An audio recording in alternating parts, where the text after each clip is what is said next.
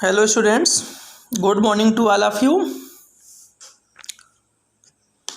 आज हम सब जो है एक नया टॉपिक पढ़ेंगे और कुछ बच्चे एक्सरसाइज क्वेश्चन भेज रहे हैं। सर ये जो है कार्टेशियन प्रोडक्ट का जो डायग्राम बना के बताना है उसको बताइए। तो डायग्राम जो देखिए, डायग्राम कार्टेशियन प्रोडक्ट का हट गया सिलेबस से, लेकिन जो है रिलेशन का डायग्राम है। तो हम आपको यदि रिलेशन पढ़ा रहे हैं तो उसका डायग्राम भी बताएंगे, लेकिन कार्टेशियन प्रोडक्ट का जो आपका डायग्राम है या उसमें अभी तो हम सब ए क्रॉस बी निकाल रहे थे और बुकों में ए क्रॉस बी क्रॉस सी मतलब तीनों को एक साथ दे देता है, मतलब तीन तीन कार्टेशियन प्रोडक्ट। ये सब सिलेबस से हट गए हैं। आपके पास सिर्फ दो ही कार्टेशियन प्रोडक्ट हैं, ए क्रॉस बी या बी क्रॉस सी, मतलब दो सेट का कार्टेशियन प्रोडक्ट कर सकते हैं। और उसका डायग्राम बनाना पहले था सिलेबस में, लेकिन अब की बार जो है कोरोना के कारण जो है उसको हटा दिया है, यहाँ से हटा दिया गया है, इसलिए हम उस टॉपिक पे चर्चा नहीं कर रहे हैं। अब आते हैं अपने क्या नए टॉपिक पे, रिलेशन की बात करते हैं। रिलेशन क्या होता है? संबंध। तो बेटा देखो, रिलेशन जैसे मान लीजिए आप जो है किसी से कुछ मांगना चाह रहे हैं, कुछ बोलना चाह रहे हैं, तो जब तक आप उस पर कोई संबंध नहीं बनाएंगे तब तक आप उससे कुछ नहीं कह सकते। जैसे आप सफ़र कर रहे हैं, या कहीं जा रहे हैं, या स्कूल में नए नए आए हैं, या आप ऐसे कहीं तो अजनबी जगह जा रहे हैं और आपको किसी से हेल्प लेना है, तो मतलब किसी भी बंदे से यदि आपको बोलना होगा तो क्या करते हैं आप? कुछ ना कुछ रिलेशन उसके साथ बोलते हैं। अच्छा, यदि कोई बिना रिलेशन लगा के बोलता है तो उसको ऑड लगता है और वो जो है बहुत बैकवर्ड रिएक्शन देता है, बहुत बेकार।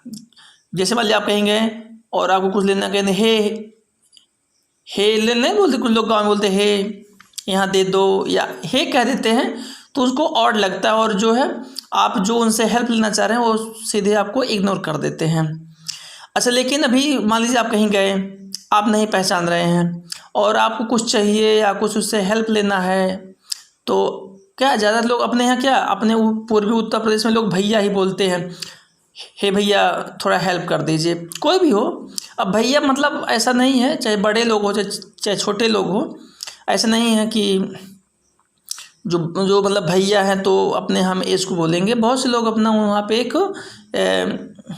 एक रिश्ता बना के बोलते हैं, हे भैया हमको हेल्प, हे भैया हमको पानी यहाँ खरीद के दे दीजिए, या ऐसा कुछ है, ये भैया हट जाइए, तो वहाँ पे रिलेशन लगा के बोलते हैं।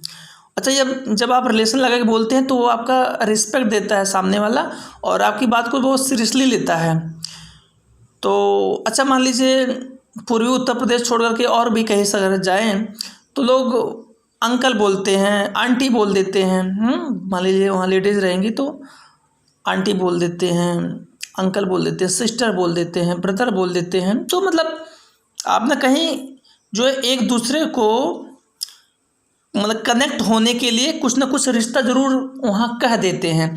अच्छा, बिना रिश्ता जोड़े आप अपनी सारी बात उनसे नहीं कह सकते हैं। ऐसे हमको मैथमेटिक्स में पढ़ना है बेटा, मैथमेटिक्स में रिलेशन पढ़ना है, बिल्कुल उसी तरह रहेगा, बशर्ते वहाँ पे आपका लिविंग थिंग्स थे, यहाँ पे नॉन लिविंग थिंग्स हैं। यहाँ पे सब डिजिट रहेंगे, ऑब्जेक्ट रहेंगे, लेकिन वहाँ पर भी जैसे हमको दो लोग के बीच में कुछ ना कुछ कहना है तो हम रिलेशन जोड़ के बोलते हैं, ऐसे यहाँ पर भी यदि दो डिजिट को एक साथ लिखना है या कुछ उनके साथ कुछ भी करना है प्रोसेस, तो हम कहीं ना कहीं उसमें रिलेशन डिफाइन करते हैं। तो सबसे पहले जो है हम सब रिलेशन को डिफाइन करते हैं। इंग्लिश में पहले डिफाइन करेंगे, बाद में हिंदी मीडियम वाले उसको नोट करते रहेंगे। तो रिलेशन को हम सब हिंदी में संबंध कहते हैं। इसका डिफिनेशन क्या है? If A and B are two non empty set and R is the rule from A to B, then R is a set to be relation from A to B if condition है R is the subset of A cross B. Hindi में समझे, फिर अभी आपको समझा रहे हैं। हिंदी में यदि कोई लिखना चाह रहा है, यदि ए और बी कोई दो अरिक्त समुच्चय हैं और आर ए से बी भी कोई नियम है तब नियम आर ए से बी में संबंध कहलाएगा। कब? जब R is the subset of A cross B. तो बच्चों समझिए, यदि हमारे पास दो सेट हों, ए और बी हो, दोनों क्या हो, नॉन एम्प्टी हो। अच्छा, ए और बी के बीच में कोई नियम है, कोई रूल है, वह रूल कौन सा है, आर है। ए से बी में कोई रूल क्या है, ऐसे लिखिए ना, and R is the rule from A to B. R A से बी में कोई रूल है। तो अब यही रूल जो होगा ए से बी में क्या कहलाएगा, संबंध कहलाएगा, रिलेशन कहलाएगा। कब कहलाएगा, जब R is the subset of A cross B, तो आर आपका रिलेशन कहलाएगा। अच्छा, यदि आर आपका रिलेशन है तो रिलेशन को कैसे डिफाइन करते हैं, एंड आर इक्वल, आर को क्या लिखते हैं, R equal A B, order pair में लिखा गया। ए बी मतलब आर के जो एलिमेंट, आर का एलिमेंट ए बी होगा। कैसा होगा, सच दैट जो फर्स्ट एलिमेंट है वह ए का होगा और जो सेकंड एलिमेंट है वह बी का होगा। R equal A B, order pair of A B such that A belong A and B belong B. तो ये जान लीजिएगा, यदि ए से बी के बीच में कोई नियम आर है तो यह नियम आर संबंध कहलाएगा। कब कहलाएगा, जब आर जो है ए क्रॉस बी का उप समुच्चय हो। बहुत लोग इसको सबसेट नहीं समझ पा रहे थे।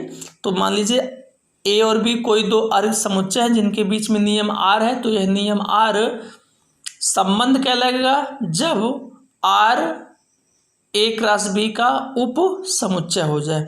आर इक्वल क्रमित युग्म ए बी सच दैट, माने ऐसा है कि first element A belong A and second element B belong B. It is generally represented by R such that A tends to B. मतलब हम सब रिलेशन को कैसे R such that A tends to B से लिखते हैं। ये आपको मतलब कहीं पर भी नजर आए अब आगे, मतलब किसी भी बुक में, तो आप इसको पढ़ेंगे R such that A tends to B. अच्छा, नीचे हम लिख भी दिए हैं, and it is read as, इसको क्या पढ़ते हैं इसको, मतलब ये लाइन को, and it is read as R such that from A to B, or R such that A tends to B. Hindi में समझ लीजिए, तो यहीं से कह रहे हैं कि अब आर को आपने डिफाइन कर लिया संबंध को। अब संबंध को प्रायः जो है आर ऐसा है कि ए से बी में, आर ऐसा है ए टेंस टू बी के रूप में पढ़ते हैं। या इसको हम क्या क्या पढ़ेंगे, इसको आर ऐसा है कि ए से बी में पढ़ते हैं, या आर ए से बी में कोई संबंध है, इस तरह से पढ़ते हैं हिंदी में।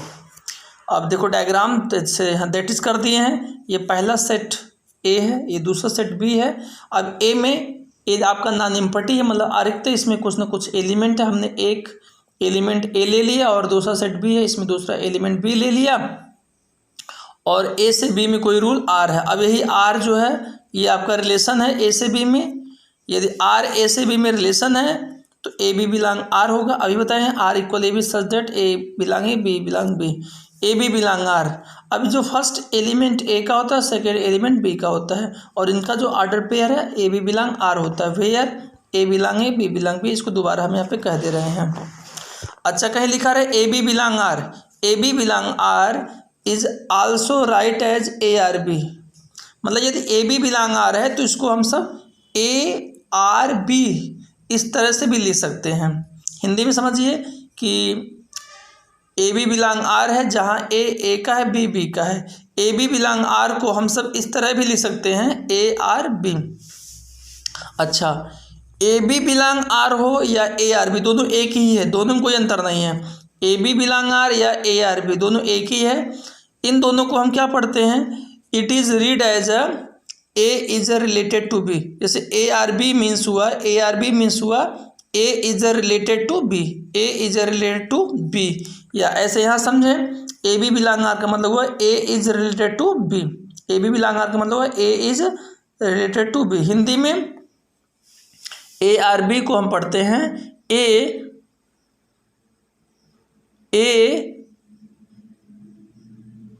बी से आर के द्वारा संबंधित है, ए बी से आर के द्वारा संबंधित है, या ए आर के द्वारा बी से संबंधित हैं।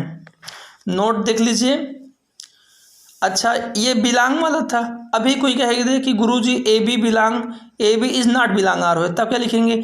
अच्छा यदि A B is not belong R हो जाए, मतलब ए बी जो है रिलेशन का एलिमेंट नहीं है, then it is also write as A, और आर लिख करके ऐसे काट देंगे बी, ऐसे लिख के काट देते हैं। अच्छा A B is not belong R, या दोनों का मतलब एक ही हुआ, इसको क्या पढ़ते हैं? And it is read as A is not related to B. A B is not belong R का मतलब हुआ A is not related to B, या ए आर ऐसे कैंसिल करके बी को पढ़ते हैं A is not related to B, मतलब ए जो है बी से संबंधित नहीं है, ए बी से आर के द्वारा संबंधित नहीं है। एग्जाम्पल देखिए तो समझ में आएगा। एग्जाम्पल हमने ले लिया ए इक्वल 1 2 3 4 5, बी इक्वल ले लिया 2 3 4 5 6 7, and R is the relation which is define as R equal X Y. देखो आर इक्वल एक्स वाई मतलब आर में एक्स वाई प्रकार के एलिमेंट लिखे जाएंगे, मतलब आर का हर एक एलिमेंट ऑर्डर पेयर के रूप में होगा, लेकिन आर के ऑर्डर पेयर में जो फर्स्ट एलिमेंट होगा वह कहाँ का होगा? ए का होगा, और जो सेकेंड एलिमेंट वो बी का होगा। लेकिन ये ऑर्डर पेयर कैसे बनेगा? इसको बनने के लिए यहाँ पे रूल दे दिया है such that Y equal X plus one, मतलब वाई का मान तब मिलेगा जब हम एक्स में 1 ऐड कर दें। मीन्स ये वाई जो है अपने फर्स्ट एलिमेंट से एक अधिक है, y जो है x से एक अधिक है, मतलब यदि x का वैल्यू आप यहाँ 1 ले रहे हैं तो y का वैल्यू यहाँ 2 आएगा, यदि यहाँ x 2 लेते हैं तो यहाँ 3 आएगा, इस तरह से संबंधित है। तो एक बार फिर से समझे हिंदी में, यदि a इक्वल 1 2 3 4 5, b इक्वल 2 3 4 5 6 7 और संबंध r इस प्रकार परिभाषित है, आर इक्वल क्रमित युग्म X Y such that Y equal X plus one for every X belong A Y belong B, मतलब ये जो एक्स है वह ए का है फर्स्ट, और जो वाई है वो बी का है। अच्छा वाई का वैल्यू कब मिलेगा? जब एक्स में हम एक जोड़ दें। अब देखो बेटा यहाँ क्या लिखा है? एक्स बिलोंग ए, मतलब ये एक्स कहाँ से आप पाएंगे? ए से, मतलब एक्स का वैल्यू ए से बाहर नहीं ले पाएंगे आप, ए के अंदर लेना रहेगा। ए में कितने एलिमेंट? 1 2 3 4 5, तो एक्स का वैल्यू आप क्या ले सकते हैं? 1 ले सकते हैं, 2 ले सकते हैं, 3 ले सकते हैं, 4 ले सकते हैं, 5 ले सकते हैं। अच्छा और वाई की क्या क्षमता है? तो वाई की औकात बी है, वाई बिलोंग बी, मतलब वाई का मैक्सिमम वैल्यू 2 से लेकर के 7 तक लेंगे, आगे हम सब नहीं बढ़ेंगे।